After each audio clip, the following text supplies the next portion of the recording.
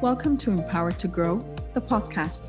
I am your host, Hanan Basha, the business doctor. Following our conversations with empowered women who woke up one day and consciously claimed, I am more than enough, I am worthy, I am empowered to grow. And along their empowering journey towards realizing their own potential and their quest for growth, they became a beacon of hope and guidance for others. May you also find your inner power to grow. Hello again, everyone. Welcome to a new episode of Empowered to Grow. This is your host, Hanan Basha.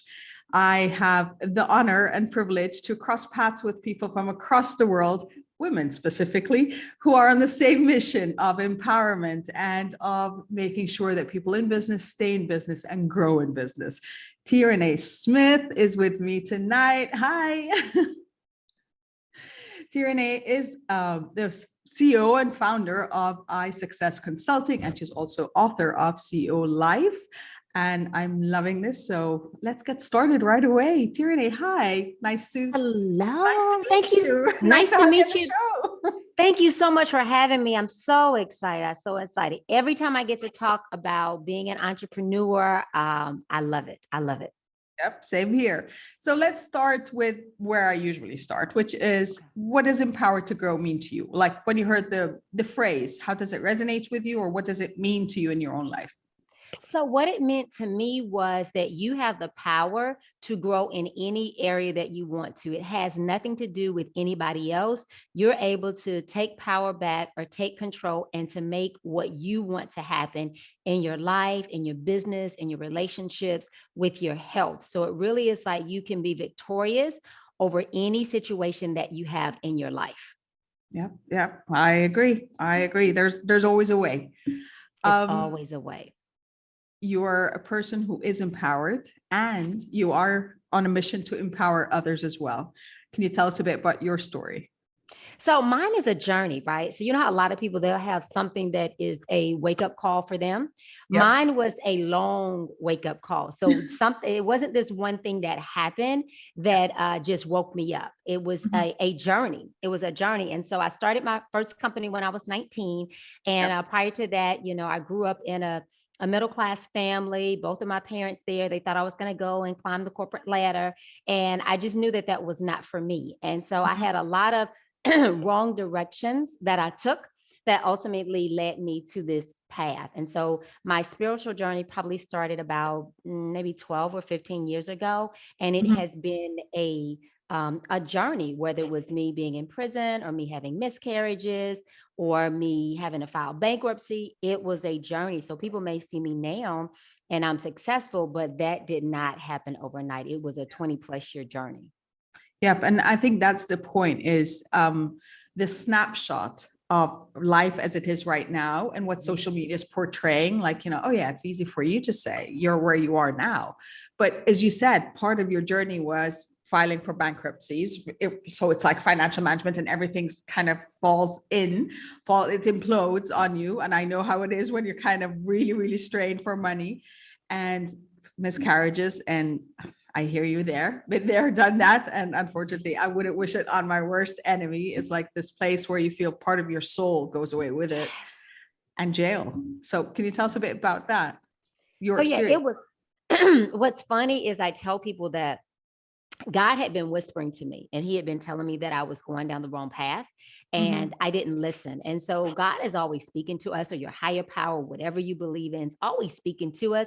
But most of the time we're so busy and we have so much going on that we're not able to hear them. And so mine started off as a little whisper, and that voice just continued to get louder. And so one day it was like, you are going to accomplish your will. You are going to do what I have for you to do. And so I look at this experience as like my solitary confinement, of where I had to sit down and really be able to listen to what God was wanting me to do, not what I wanted to do, but what he wanted me to do. Because I was straddling the fence. I was like, I want to walk in my purpose. I want to do what I'm supposed to do, but I'm really going to do what I want to do, because God, I'm not really feeling like doing what you're telling me to do. And so it was at a point where I could not do anything. Like for me, a lot of people are in prison mentally, because they're fighting against themselves. They're fighting against their own beliefs. So mine, I was still fighting against myself, but I was also in a physical prison as well. So most people, until they connect with themselves, they're true and authentic with themselves, they're not living their lives for somebody else, they are in some form of a prison. That's true. That's true. And well, it's funny that you say that your journey or entrepreneurial journey at least started at 19, because I usually ask, if you were to go back and impart advice on your 19-year-old self, what would you tell her? Oh, it would be a whole book. It would be a whole book. That's another one. That's another one I'm going to write for her. That's a whole other book. I think the one thing that I would tell her is, number one, believe in yourself. Mm-hmm. And number two, you are responsible for your own happiness, and you're responsible to make your own dreams come true. Stop waiting for somebody to give you an opportunity. Go make your own opportunity. Yeah. Yeah. Because you cannot be a victim and victorious at the same time. So you cannot complain and say, whoa, it's me, it's the man, it's the system, it's the pandemic, they're not giving money to small businesses, there are no good men out there, whatever you're saying. You cannot say those things and then still manifest or still have the things that you want. So I think people are so not cautious of what they say. Mm-hmm. Like I did a free challenge and I had people for 24 hours just to observe what you say about yourself. Mm-hmm. And when you observe what you say, you would be surprised. You can't get something open, or you drop some people, oh my God, I'm so stupid. And you just don't realize, the things that you're saying about yourself. That's true. I learned that actually from Tony Robbins, and he dubbed the term transformational vocabulary. Oh, I love that. That is a term, as you said, it's like the things that we're saying all the time. Oh, I'm so mad, or I'm so stupid. And I actually became very conscious of that language, that I started whenever someone's in front of me and a friend or, one of my sisters or anyone is talking, I'm like, okay, sorry, time out. I'm sorry. I mean, I know you're all agitated and emotional right now, but time out. Don't say this, say that. And then there was Mel Robbins as well. And she actually had a whole, also, I think it was like 30 days called Mindset Reset. And again, it was about that. It was about, just kind of transforming every single sentence. And again, which is exactly what you were saying, is taking the power back instead of just saying everyone, like Tony says this, every life happens for you, not to you. So making sure that you are taking that power back, understanding that pandemic, everything outside of you is out of your control. But how do you transform this to serve you and to get over it one way or another, or transform the perspective? So, yep. I told you there's a lot of alignment. We are kindred souls, because let me tell you, the what Tony was saying about the life has not happened to you, it's happened for you. That totally shifted everything for me, because when you start saying life is happening for me, then you look at the opportunity in the situation. If you say life is happening to me, then you close the door and you're not looking for the opportunity. So you can say life is happening for me. What is the lesson that I am supposed to learn? And two other words that transformed, as you say, transformation of that vocabulary is one, try. I started saying, and then stop anybody in their tracks. No, we don't try. We either do or we don't. That's it. And then the second one was, we don't say can't. We can say I can, or we can say I choose not to, because when you say can't, it totally closes any door, any window, any possibility. But you can say, I can do this. I may not know how, I may not know the steps, but then you can change and say, I can do this. And then you say, okay, how can I do this? So when you say how, now you can start having ideas. But if you say can't, it just shuts your mind down. That's true. Your mind's like, okay, I'm going to sleep. That's true. And that is the work of mindset as well. Like for me, 4 or 5 years ago, I didn't even talk about mindset. I didn't know what mindset was. And then I had to shift my life around, because again, I was in that victim. Oh my God, I'm an expat. I'm away from home. I'm a woman, or whatever it is. I was always kind of finding the excuse outside of me for why things weren't happening, until I started saying, okay, hang on a second. If I take this from a fixed versus growth mindset, from an abundance versus scarcity, from a positive versus negative even, and watching that transformation vocabulary in my head, the statements I've been using all the time, where I'm giving away my power at every instance possible. Now, how do I switch this around? And then Dr. Carol Dweck, of course, mindset and everything related to it. So I was like, okay, now we're talking, Well, somebody has been doing their homework is all I have to say. Yep. Been You. diligently doing it, working on it so hard. And as And you it said, shows. I think when you do start saying, I have the power, then it becomes so much easier to, as you are a work in progress, you're also supporting others, you're empowering others to shift their ways around and stuff. So, okay. Now we're going on the other end of the spectrum. We're asking your 90-year-old self to send you a thank you note in a time capsule. What would it say? Thanking you Oh, I for what? love this question. I have never had this before. Mine would say, thank you for living full out. Thank you for leaving it all out on the table and you are dying empty. So I remember I heard the phrase and it says the most valuable place in the world, and this was Dr. Miles Monroe, is a cemetery because people die with their dreams on the inside of them. And so for me, I made a commitment maybe about a year ago or a year and a half ago with the pandemic. And I said, I am giving it full out. I'm leaving it full out on the table. Even with my son, like when he plays basketball, I'm like, you leave everything out there on the court. So I say to every person, live your life full out, live it out loud, and leave everything there so that when it's time for you to transition, you can say to yourself, job well done. I gave it 100%. I lived my life to the fullest. I don't want to die and be like, I wish I would have, or I wish I could have, or I wish I should have. I love that. I love that.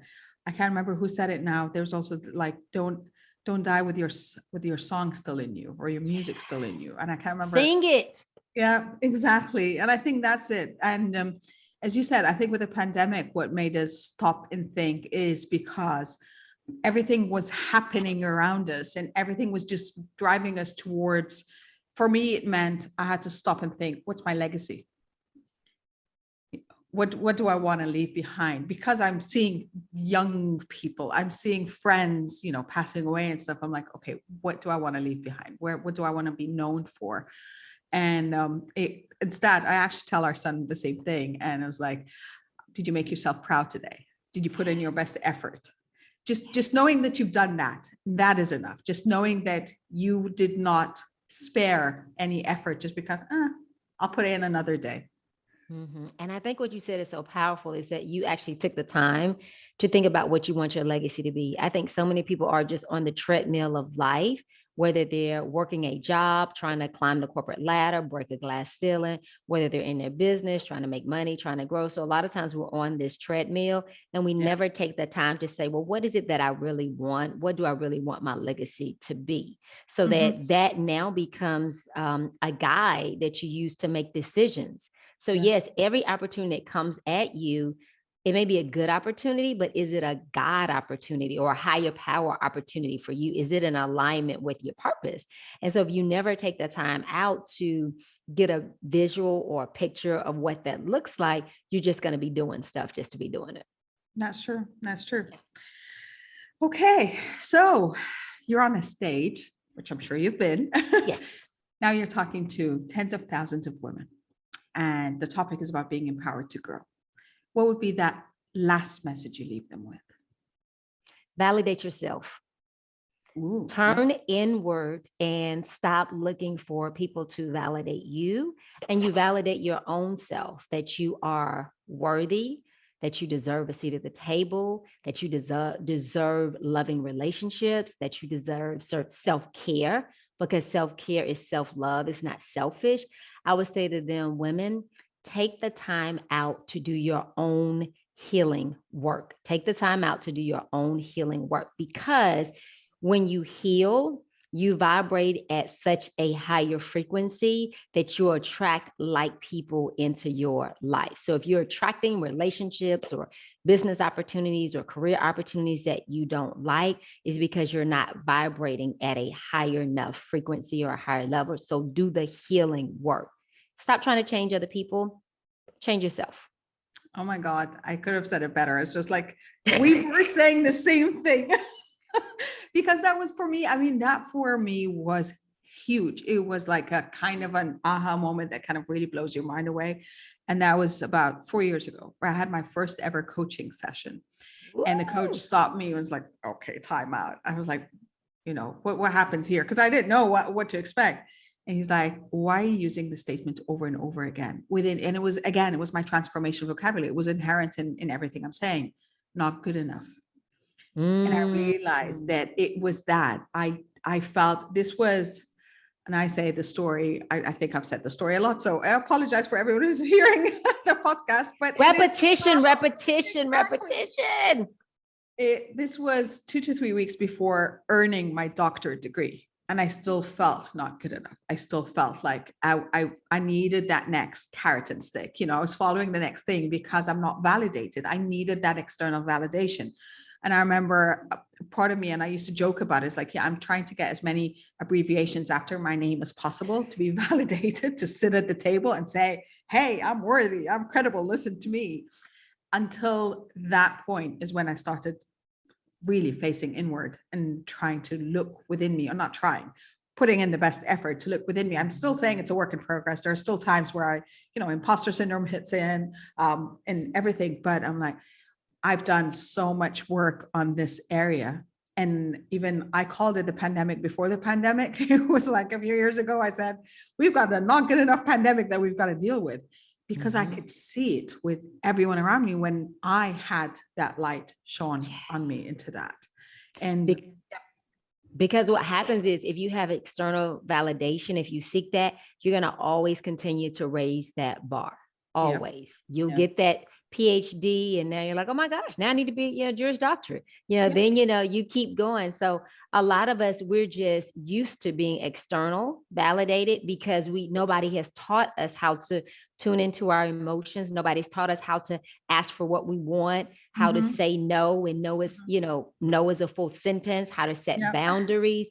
That's just how we were raised, or just how society is. So sometimes even with society, it has negative connotations for women that know what they want and they go after it. They're aggressive, they're too assertive, they're too ambitious, so it's you having to look within your own mindset and say, these are the beliefs that I have, these are the thoughts that I have, and they no longer serve me, and be able to look and say, these serve me, I'm going to keep those, these do not serve me, I'm going to get rid of those. Yeah. And that's it. It's switching that around from external validation to internal gratification and fulfillment. And as you said earlier, it's like, this is where you need to stop and you need to think, what do I want? And the other part is, what are my subjective success parameters? What do I want to achieve? Not what society is telling me I should be achieving. Because, I ticked everything on the list and I was like, okay, I'm still not happy.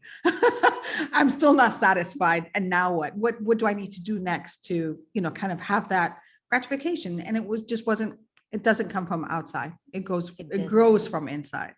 And I also think as wives or as mothers, we get engulfed in everything, right? And it's time for us to separate ourselves and say, what do I need as a woman? What do I need spiritually, physically, mentally, self-care? What do I need as a woman? So a lot of times you have to shift your priorities, because a lot of women, they place their kids first, or they place their business first, or they place their marriage first, and understand that you have to place yourself first, because you can only pour out what you have. So most of us are pouring out from our reserves, or we're pouring out empty, and you're supposed to fill yourself up and then pour out of your overflow. So you have to decide as a woman, first and foremost, what is it that you want, your goals. Now, of course, if you're married, it should be in alignment, with the vision for the family, but you still have to understand as a woman, what is it that you want? And then you start going, with your husband or your maid and, your kids, and then your business. So I think that women have to know that it is okay for you as a woman to understand what you need, and that it's totally separate from your role as a wife or a mother, as a CEO. Individually, what do you need? That's so true. That's so true. And it's not selfish. It's self-love, it's self-care. Exactly. That's the highest form of self-love. So, because you teach people how to treat you by how you treat yourself. Exactly. And when I first started, and it kind of, when you kind of organically grow into something, and empowering women to believe in themselves, and empowering women in business, and the word empower started showing up over and over in my life. The universe was sending it, God was sending it. It was just like, that's the thing. And I used to get the conversations or the sneaky questions of why women, men need empowerment too. And I'm like, you know what? It's not, I'm not against men. I'm married. I've got a son. I love men. No, I don't exactly. I love men. I don't go around saying, let's kill them. Let's torch them or whatever. I don't do that. But what was very evident to me is the more we empower a woman, the more she becomes at the epicenter of this positive impact ripple effect. I know I've seen personally the impact of how when I'm transforming, I could see the impact on my husband and my son, and I could see it on my family, and I could see it with my friends. So we're kind of doing this. So when we do it, as you said, as a woman, we're playing so many roles and we're putting on so many hats, and we have so many responsibilities on our plates that's just by default, it just kind of flows out. Yes.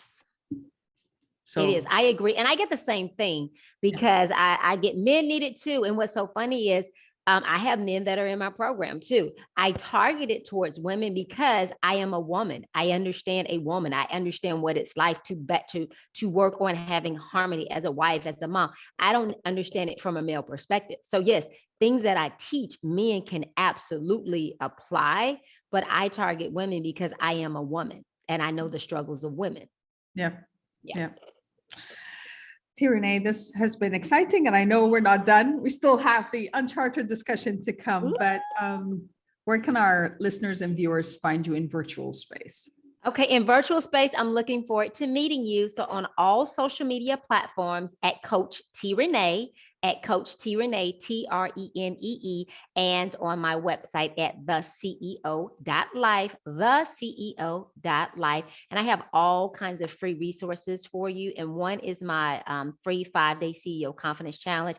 And it really is a sum total of everything that we are discussing now. So make sure that you get that. It's free and it is transformational. It's a game changer. You got to go for it, and you got to understand that free has a lot of value, and free is just your starting step.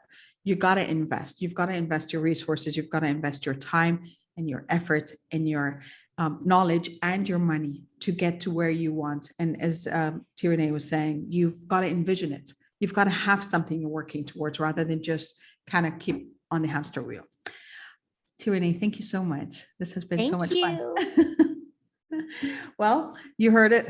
Validate you and make sure that you know what you're working towards and believe in you, and know that when you're empowered, everyone else in your life is empowered, whether you are a business person, whether you are a housewife, or why do I say housewife? A wife, a mom, and a career woman. Every role you're playing in your life, you have the power to shift things around for yourself, to move things around for yourself, and to make sure that you become the best version of yourself possible, so you don't leave any music within you when it is time to transition. Thank you so much for joining us. As always, I wish you love, abundance, and prosperity, and I'll see you next time. Thank you for listening to the Empowered to Grow podcast. For further engagement with a tribe of empowered women, join my Facebook group, Empowered to Grow, or visit my website, www.hananelbasha.com. I'll catch you on the next episode. And until then, know that empowered you empowers others. Love, abundance, and prosperity to you all.